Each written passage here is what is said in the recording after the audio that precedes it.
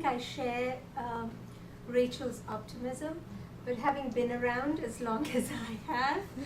I also have some concerns because it's going to be staffed by the UN staff that's been working in the usual mode, etc. But I think this is definitely a chance for this UN Women to lead the way for the rest of the UN into the 21st century and to really have some cutting edge programs and implementation of those programs in order to take the UN and show the way as to how we might move ahead. And you know, if it's well resourced, but still I think women have had women's entities at the UN have had a way of doing a lot with very little. So I hope that they'll have a well-resourced entity so they can really do a lot and make changes for the UN that will impact the entire organization and bring it forward into the 21st century. Thank you.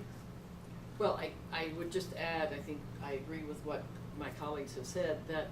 much of the difficulty we had in achieving this breakthrough in the last year and a half in particular, I think comes from the fact that we were calling for, and the Coherence Panel also called for,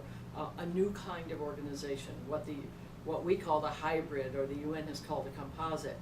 which means that it goes beyond the old silos of what is policy making and normative and what is operational and the work on the ground, and tries to create a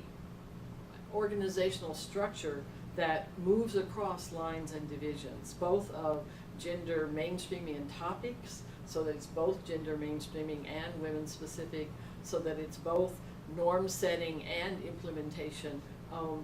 We think this is the way that a 21st century organization has to work, but it was very difficult in the UN to do that because the UN, like all big bureaucracies, the UN is not unique. All our governments suffer from the same problems, as do universities, as do any institutions that have existed for a while, that are created in one moment,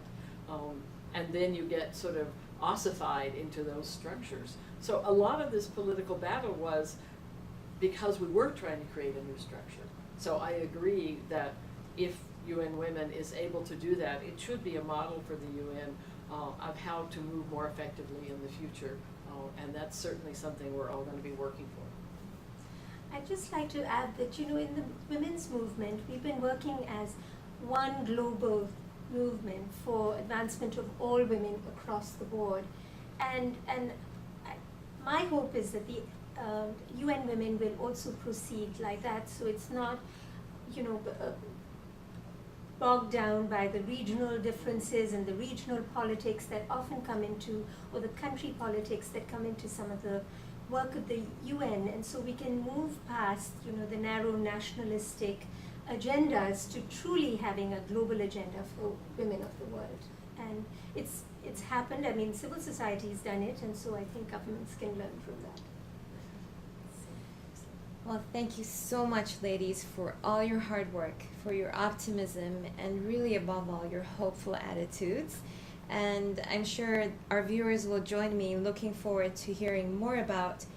the GEAR campaign's ongoing work with this new entity that really belongs to all of us. So thank you.